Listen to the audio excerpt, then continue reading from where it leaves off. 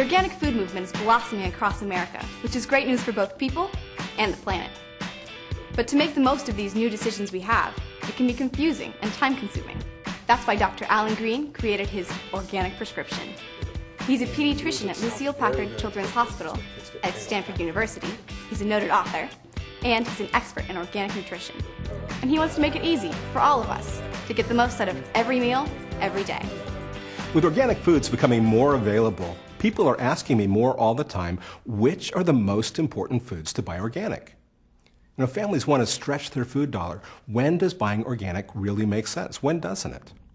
And it's a good question, because every bite of food we eat is an investment in the vitality of our body and in the planet.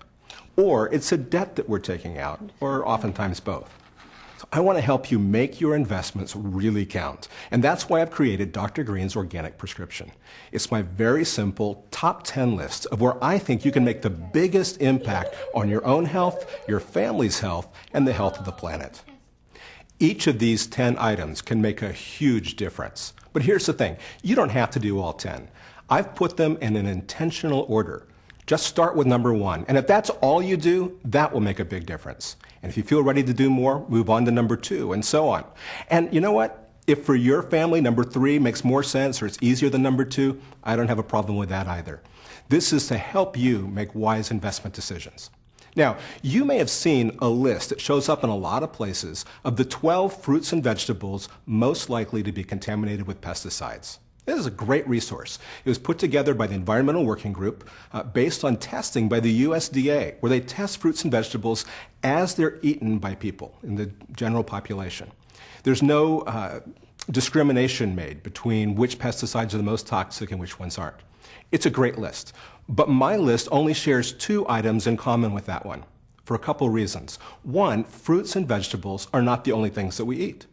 And 2, pesticides on the plate are only part of the organic story. It turns out, did you know that about half of our pesticide exposures come through our water? So what organic food choices will reduce pesticides there? And I've created this list with a lot of things in mind. First, where do we increase the nutrient quality of our food by choosing organic? Where do we get more in what we eat? Also, how do we reduce pesticides? But beyond that, how do we reduce most effectively the use of synthetic hormones in our food? How do we reduce the routine use of antibiotics as growth promoters? And organic farming doesn't allow the use of genetically modified seed or cloned animals. Where do we make the biggest impact there? And another area I really care about is reducing the use of chemical fertilizers.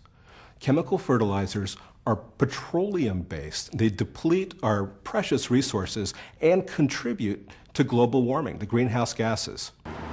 When most people think of oil use, they think of the automobile, and for good reason. We use a lot of oil in our cars.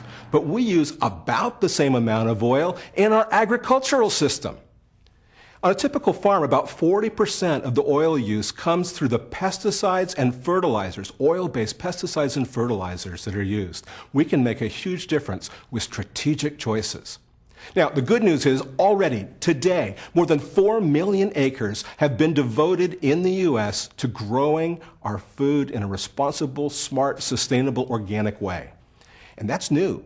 As recently as 1990, there were under 1 million acres. And in just 12 years, it doubled by 2002. In the last 3 years, it's doubled again. But now it's up to us.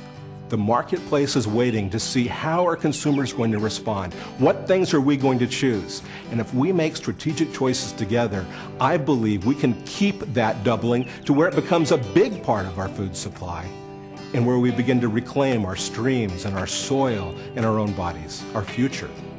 So let's get started.